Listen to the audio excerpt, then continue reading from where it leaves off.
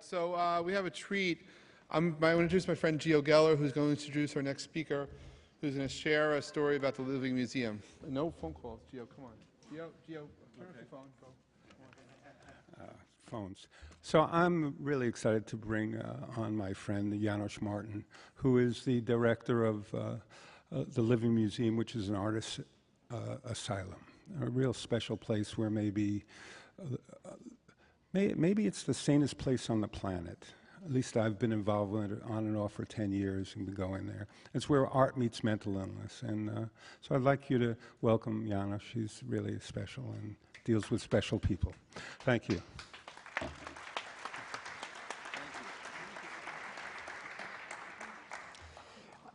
I would like to show you a short film that was shown on HBO many, many years ago as an introduction to the Living Museum and a little bit the concept behind it. And then I would like to make a couple of comments and then open up for questions and answers. Okay, the film is going to be about 5 minutes, and then we have 10 minutes left for the rest of it. Raphael, would you be so nice and play it, please?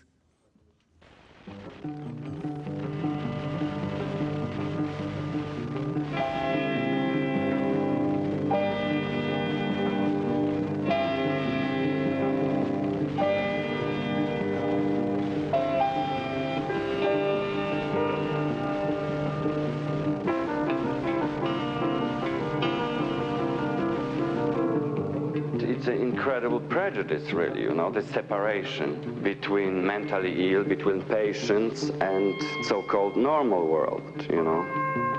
If I'm teaching anybody anything, it's how to transfer your vulnerability into your weapon through art.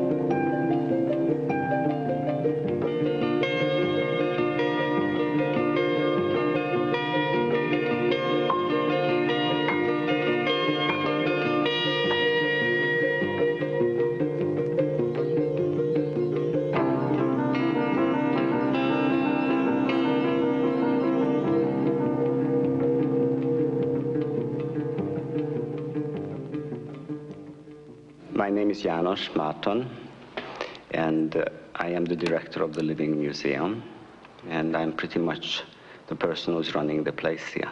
It is located at Creedmoor Psychiatric Center, which is a state mental institution, and it is a place where people come and create art, and the people happen to be people of mental illness.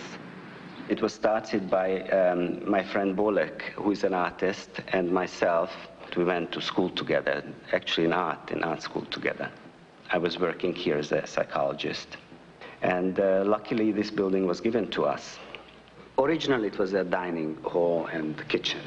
And then over the years, it became a warehouse. So when we took over, this was a storage space down here. And then slowly, we filled it up with art. It is an oasis where it is all right that you have symptoms of disturbances. It's all right to be mad or crazy or whatever society calls the kind of behavior that you are exhibiting. That gives great comfort. Also, there are no rules here. Modern art is all about breaking the code. And that is a fertile ground for creating new and interesting work. Bolek was always interested in large-scale projects, and his interest was in conceptual art that has some meaning. Art is not just what's happening on the frame, but what is happening in your brain and what is happening in your life as a consequence of what's in front of you. In that sense, the whole Living Museum is a conceptual art piece. You know, not just the paintings that are beautiful, but how the paintings come about. The people who come here to visit, I want them to appreciate the artwork. I want them to have the same experience as they go to the Museum of Modern Art or the Whitney or whatever. And I don't even think there is a difference here. I think the difference is that we are better, we are more interesting, because we are more honest. There is a total lack of pretension here. You won't find one artist here who is pretentious. And I couldn't say the same thing about the Whitney. This is just straight up art. And the trick to it is that if you just do art, or if you just produce art here, it becomes therapeutic in that you change your identity. You change your identity from that of a mental patient who is hospitalized, locked up, to that of an artist. And very few therapies can claim such a tremendous leap towards health. Okay, Raphael, thank you.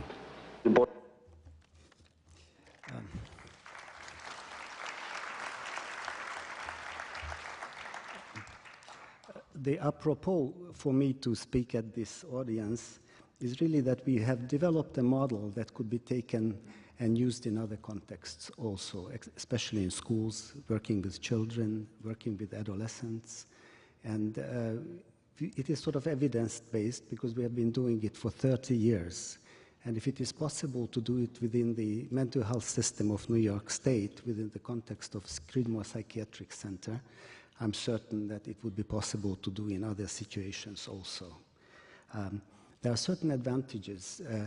The most important one, that it is very inexpensive. I have over 100 patients, and I'm by myself. The whole system is run basically by the patients. And giving the control over to the consumers, to the customers, is a very good idea, and it can be also utilized in other situations. Right now, we also have a historical momentum which is of importance. Thank God to the depression and the economic downturn in this country, you have all these incredible buildings available all across the nation, actually globally. All these big psychiatric institutions are downsizing, and patients are discharged, they become outpatients, and the buildings are not being utilized anymore. So instead of giving away the property, it would be important to take these buildings and use them as asylums, as old-fashioned asylums with new content, and it would liberate a lot of energy and would liberate a lot of money also.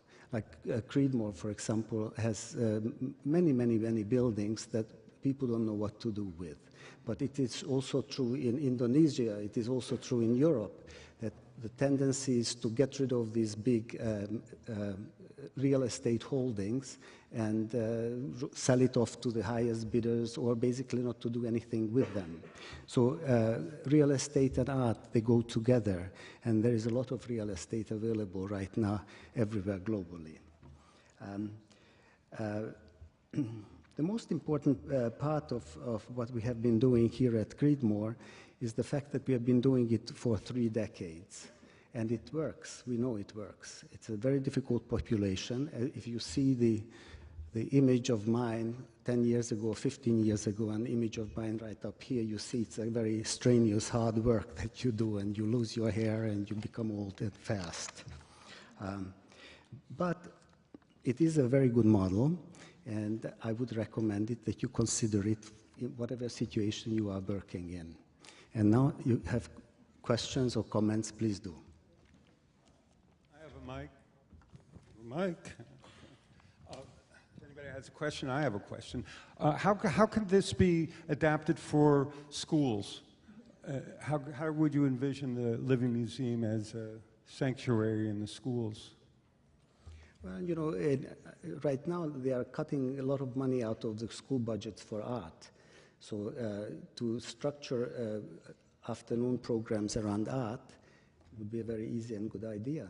The most important thing is to find the correct building, the correct real estate. But again, as I said, right now is a good time to do it because the real estate business is in shambles, and there are lots of buildings available for nonprofits. Anybody?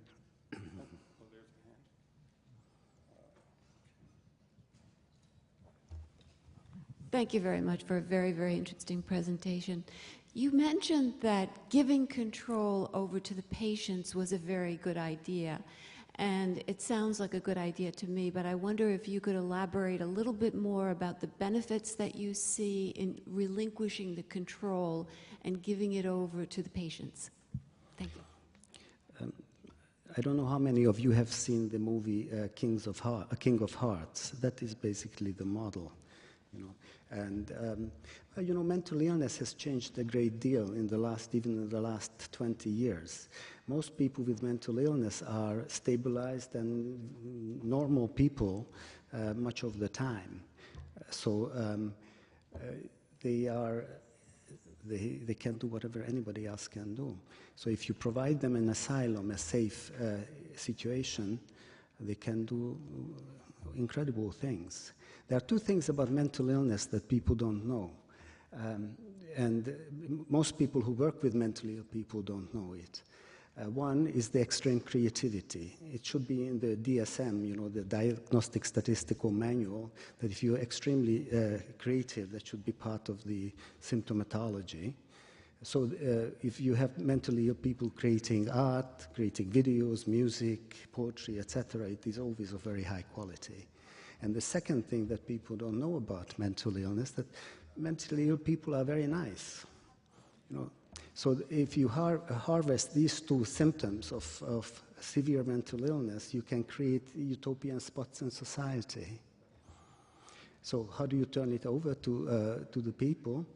Well, in our situation, you have a building, 40,000 square feet. You have all kinds of issues that you have to take care of, electricity, water, damage from storms, just running the everyday operation of a building. Much of it is done by the people who work there. They are artists. They know how to fix things, and under my supervision. But my supervision is really very minimal, ultimately. In addition, what you have in this particular thing, that I know my patients and their families over decades. I've been there for 30 years, and mental illness is chronic, So patients have been there also for that longer time. Not necessarily locked up, but as outpatients and living in the neighborhood. So we know each other very well. That is a similar situation probably with children also. You know your students over years, and that can be an incredible advantage. Okay. What have you learned about mental illness in the time we have left? Well, I told you what I learned. These two things you should know. Extreme creativity and the fact that they are sweet and nice and accommodating, which is not true for most people out there. Okay, thank you very, very much.